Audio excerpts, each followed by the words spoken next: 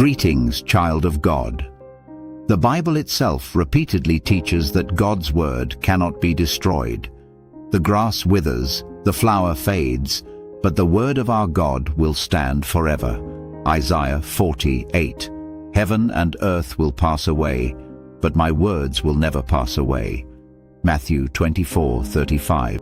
Christians often interpret these passages to mean that God's truth and message will endure through every generation, regardless of persecution, disasters, or attempts to suppress it. A Bible surviving a fire can serve as a powerful metaphor. Flames may scorch the cover or singe the edges, but the message inside reminds believers of a greater truth. God's word cannot be extinguished, neither by fire, time, nor human opposition.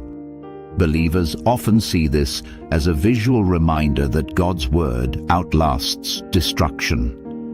Even if the cover is charred or warped, the message inside appears preserved, reinforcing the idea that truth survives trials.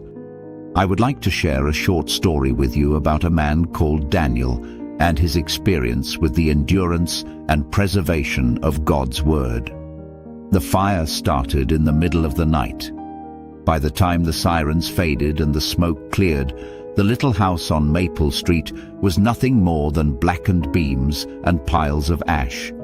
Neighbors gathered quietly behind the yellow tape, whispering about how quickly everything had been lost. The homeowner, Daniel, walked slowly through what remained of the living room with the fire chief. The couch was gone. The pictures on the wall had melted into warped frames. Nearly everything he owned had been consumed by the flames. Then something caught the chief's eye. Resting on a small end table, charred but still standing, was a book. Daniel stepped closer. His hands trembled as he picked it up. The leather cover was wrinkled and slightly burned around the edges, but when he opened it, the pages were still there. The words were still clear. It was his Bible. For a moment he just stared at it, turning a few pages slowly. The house had been destroyed. Everything else had turned to ashes, but the words remained. A neighbor standing nearby shook his head in amazement. "After all that fire, the pages are still there." Daniel smiled softly, brushing a bit of soot from the cover. "That's because these aren't just any words," he said quietly. "People have tried to burn them, bury them, and erase them for centuries, but they always remain." He closed the Bible gently and held it against his chest. The flames had scorched the cover, but they had not touched the message inside. And in that quiet moment, standing in the middle of the ashes, it felt like a reminder that what God speaks cannot be destroyed.